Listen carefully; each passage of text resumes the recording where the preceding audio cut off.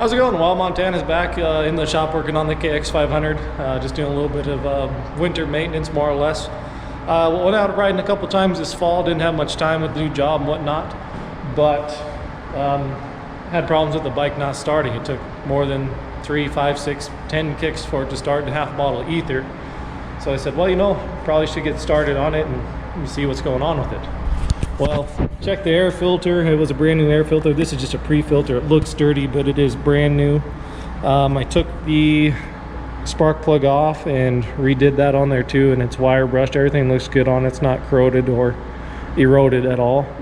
So it's doing good and has a nice, good, clear blue spark, which you want to see. And so I'm like, well, you know what it must be? It must be the carburetor. So tearing into the carburetor, that is what I'm going to show you today.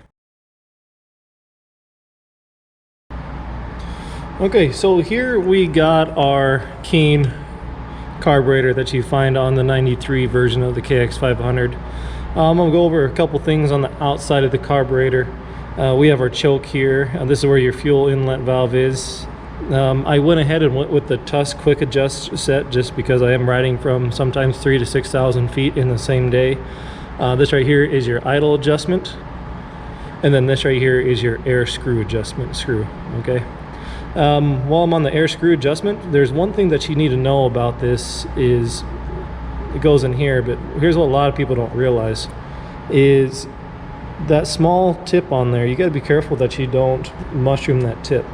What I mean by that is when you're adjusting your air screw and you turn these in, whether it's with a screwdriver on the end or by finger or just having it finger tight, you want to put this all the way in snug and then go from there and adjust this out, and we'll adjust this later on in the vehicle. Okay, so we have that. You have your ports here on the inside.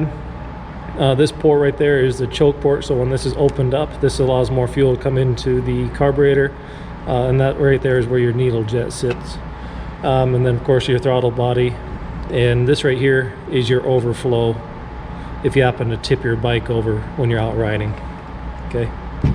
The tools we'll need today is a size 17 socket, a 6mm socket, a paper clip or something else, a small flathead screwdriver, and then a number 2 Phillips screwdriver.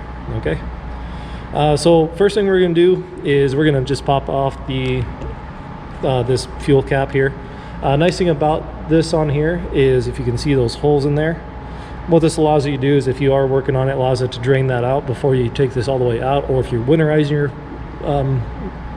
vehicle, you can loosen that up, drain it out, and then screw that back in to winterize it, so it makes it incredibly easy. But this also makes it incredibly easy to get to your main jet and take that out if you need to, and that is also, I believe, a size 6. And I always just have these in there finger tight just so I can get up underneath there and loosen these if I am out riding and need to change jets for some reason. And I've never had a problem with them loosening up, and I've rode and wrecked pretty hard as you can see in my other videos. Okay, so that's just there, just showing you what's going on there. And of course always inspect this O-ring here to make sure that it is sealed up properly. And put that on real quick. Again, just finger tight on that, and I've never had a problem with it. I'll probably snug it up with a 17 socket here soon before I put it back in the bike. Okay, next thing we have here is a 14x16 panhead screw. Even though I'm very careful about these do get worn out over time. And what I'll do is I'll go to the store. These are about 25 cents a piece, if that, and I'll just go get 4 brand new panhead screws just so these don't get worn out anymore. And there is 4 of them, so it's a 4x16. What we have here is we have this coming off. This right here is your overflow. So when you are pulling your any float bowl off, you want to make sure that you don't force it, because that float, your overflow right here does fit down in between there. So you want to make sure that you're not pulling it out too hard, because it can bend your jet needle screw in there. Okay. So one thing about this right here is it plays a very important role. You want to make sure that this doesn't get plugged up. On the old Yamaha 4-wheeler, I was going through mud, dirt, and dust, and it happened to get well plugged up. Well, at the same time, my needle jet got plugged up, causing it. And so instead of the fuel level getting up above this and just running out and overflowing while I was parked for 10-15 minutes, it just kept flowing up, and it actually filled into the down in the crankcase. Well, I just happened to check the oil, thankfully, and the thing is plumb full of oil. So pulled it back to the truck, loaded up, got home, and it ended up being the needle valve being incorrect. And I'll show you what it should look like here shortly. Easy way to test this: just take the end of the hose, blow on it, it's clear of any obstruction, and then you're good to go on that. Okay, so those can and will get plugged up if you're not careful, because they do hang below and get covered in mud quite often. Okay, next thing I'm going to get into is your main jets. So the reason why I'm doing this video is because I was having problems with it not kicking, or it was not kicking over in 1 or 2 kicks, which it should be if you have a correct tuned vehicle. Okay, well, the problem was I thought I threw a 55 in this. Well, I actually ended up throwing a 47 in this. I ordered it in, didn't look at it, threw it in, and I have the correct one in there now, but I'm just going over this just for the sake of the video. Okay, and then this right here is your main jet. This is your slow jet. This right here is your choke. This right here is your kind of your choke straw. So if you're having a problem with chokes, maybe something in there could get plugged up. Your needle, your floats, and then when I take this apart, I'll show you the overflows from in there. Okay, but these come out with a size 6mm socket, and these should be stamped on the side or on the top. This one right here is on the top. This is size 160, and then in the bottom for my slow jet is a size 57, and that's what I chose to go with because of the season where I ride with elevation, and also the season where I'm riding in. Okay, also want to be very careful that you have a good screwdriver in here. First thing you notice when I was working on this video is that I have a nice clean workbench to work on. I just put down paper towels, because even the slightest bit of dirt and stuff can get into your carburetor when you're working on this, and it can get in to plug up these holes. Not so necessarily on your main jet, but your slow jet has these tiny holes on the side, and it also has a tiny jet on the inside.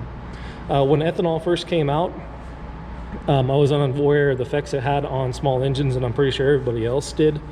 But what happened is it started cleaning out gunk, or started eating plastic, whether it was in my carburetor, in the fuel line, in the gas tank, I don't know where. But it caused some of these jets to get little, basically BBs of plastic. I took a needle, pushed it through, and it's just like little plastic BBs that came out of it and plugged it up. But once I got that cleaned out and went to an ethanol-free fuel, I've never had a problem since on them. Okay, so next on your list, this is where this paper clip is going to come in handy if you are taking one of these apart. Sometimes what you'll find is you'll find a lock screw on these, or little clips to pull these on, but this one right here is just held in. This clip here is just held in by the machine surfaces on both sides. So just take a paper clip or something else, pull this pin out, set that off to the side, and then carefully pull your float out. And now on the end of this right here is your needle valve, or your float needle. And this right here, what you're going to want to inspect is make sure that this right here is a perfect cone. Okay, what happens on this is they just get worn out, whether you're running fuel additives, or if you happen to run some ethanol fuel and these are not ethanol safe. It can cause these to get eaten up, surprisingly. But you want to have a nice cone shape on there. What'll happen is they'll start getting a little bit of a ledge on them, and it'll cause fuel to sneak past that little ledge instead of sealing up perfectly like they should. Okay, and then also on the back of this, I'll do my best to show you on this bit. This right here is spring loaded on the back. Okay, and that'll come in handy here shortly when I show you how to adjust your floats.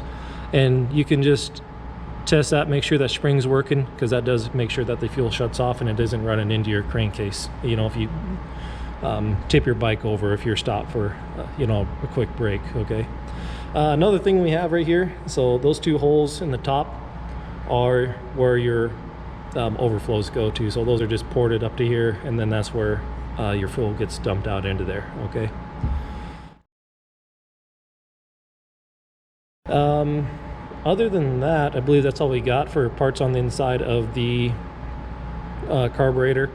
Next, what I'm going to do is I'm going to show you how to adjust your float if you have to. Okay, before I put that needle back on, or your float valve back on, is this right here is a little tab that can be bent up and down, and just like 1 millimeter difference can do it. They do have a fancy tool that would screw onto the bottom of the fuel bowl, and you'd put fuel or water into it and see where the float level is, but we can just do this by looking at it, and I'll show you how to do that here. So carefully hang this back on, if I can see, on there. Now I'm going to slowly guide this back down into here. Okay, where that's set, I'm going to put this pin back in. And then since there's nothing holding this, I'm going to have to hold this pin in for the sake of this video. Now this is a little hard to do because I'm kind of at a downward angle. But what you want to do is you want to put this float, and since it has a spring on the inside of that, you want to just lightly push on it, and where that spring retracts is where you want that float. So you want to look at the surface of this right here with the manufacturing line on your floats, and you want to see if they're even. Okay, so that's going to tell you where that's going to shut off, which is right where you should be.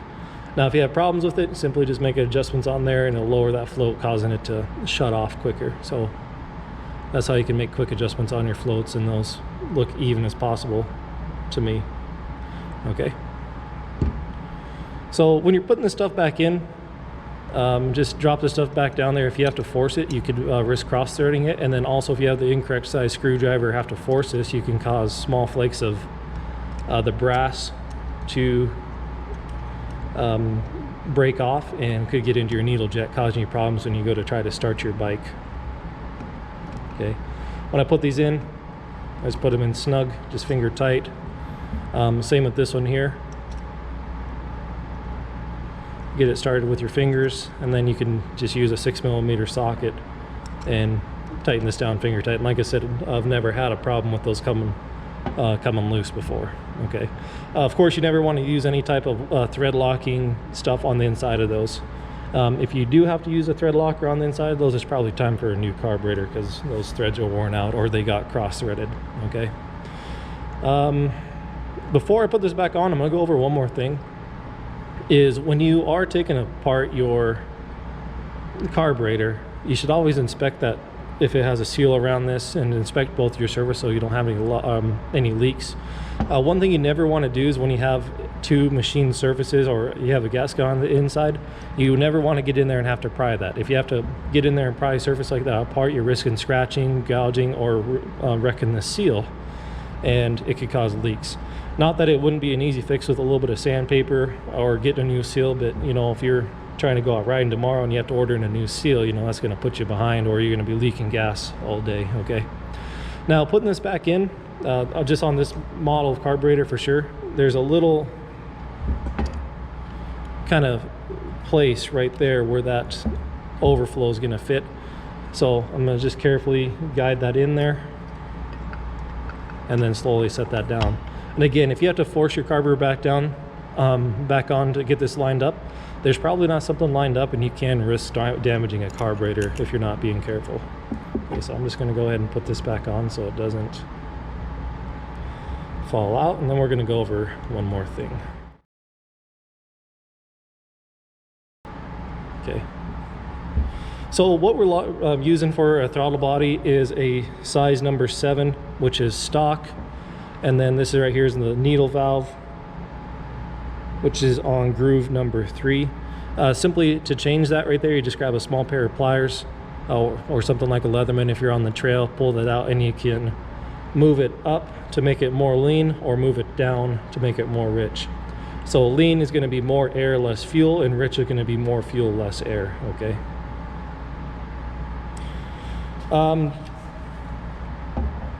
So tuning your carburetor, or tuning the carburetor on a KX500, I happened to find this nice chart when I bought this bike. And what this here is, this right here is the temperature that you're riding in, and then this right here is your altitude. So sea level here all the way up to 9,000 feet.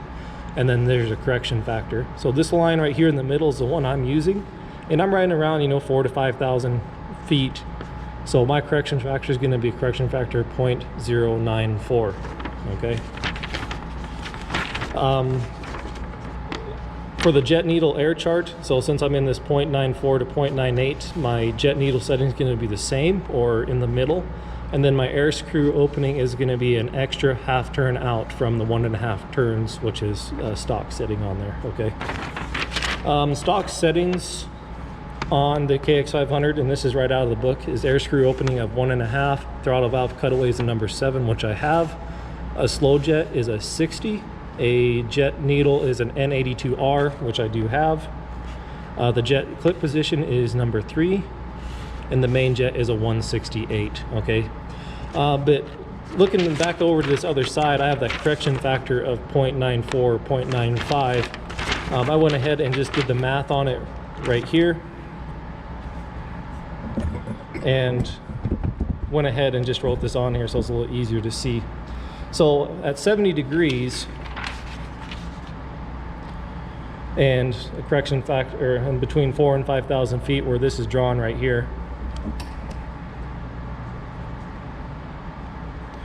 I should have the air screw opening total of 2, needle jet on the clip of 3 or in the middle. My slow jet should be a 58. Even though if you do the math, it would come out to a size 57. I just went ahead and went up 1 extra to a 58. And then with the correction factor of 0.95, you just take 168, which is your stock, times 0.95 to get 160, which I have a 160 in there. Okay, so it's pretty simple to figure this out on here. It's just, you know, doing the correction factor on there, and this is with a 32-to-1 mix. Okay, and then here's just some extra notes I have on here to make sure I'm always getting these correct if I'm out riding. I have a laminated version of one of these, but I just that I keep in my dirt biking bag. But I do just did that for the sake of this video. Okay. When you're adjusting this right here, you turn this all the way in, make sure it's snug. You don't want to over tighten it, but you see how you line this up with 1 point. Just to do the adjustment on that, it's just, that's a half turn, that's 1.5, which would be stock settings if you're going off the chart, but since I'm riding at a higher elevation, I go that extra half turn, so it should be right there. A thing you should also inspect when you are into your carburetor is make sure that this gliding surface on the inside of this is free of any obstructions. Sometimes that your top cap might not be perfectly sealed. You can get a little bit of dust in there causing some scratches, or your air filter isn't completely matched up all the way right here, so it can get some dirt in here, which then sucks in your engine, which isn't good, or get dirt up into this on the sliding surface. About a couple years ago, I had some problems with that. You can see that it's starting to lose some of the surface coating right here. It was rough before, but what I did is I just took some 1500 grit and some 2000 grit sandpaper, which you can just get at a local store, and you can just rub it up and down this to get this polished, or you can go buy yourself a new one. But haven't had any problems with sticky throttle. And then also inspect the top of that to make sure that it's not mushroomed or have any breaks in it, because if that needle jet is mushroomed at the tip, you'll have problems with it not sealing up in your jet, which will lead to carburetor problems. Okay, put this back in there. You gently guide this back down in there. Make sure a lot of these are lined up already, and then you want to make sure that your needle jet fits down in where it's supposed to fit, and then gently put it down in there. So if you're having problems with the sticky throttle, it's probably going to be either in here with this not moving up and down correctly, because it got dirty or grimy or sticky if you have old fuel in it, or it's your cable. And that's just an easy way to check. If that is moving up and down freely by itself, then it's probably your cable or where your I guess your throttle grip turns on there. So yeah, kind of just a good little information to learn. Other than that, that's everything that you should need to know about the KX500 Keihn carburetor. If you would like any of these charts that I do have, feel free to leave me a comment in here, and I do have a couple extra ones here, one for a 40-to-1 settings, but then right here, this is a stock one that I have a copy of it somewhere on digital file if you'd like to get that. Okay, other than that, I'm gonna go ahead and put this carburetor back together and we're gonna see if it will start. So I got the carburetor installed. I'm gonna go ahead and put the muffler back on and put the gas tank back on to get some fuel into the carburetor, and I'm gonna see if it starts.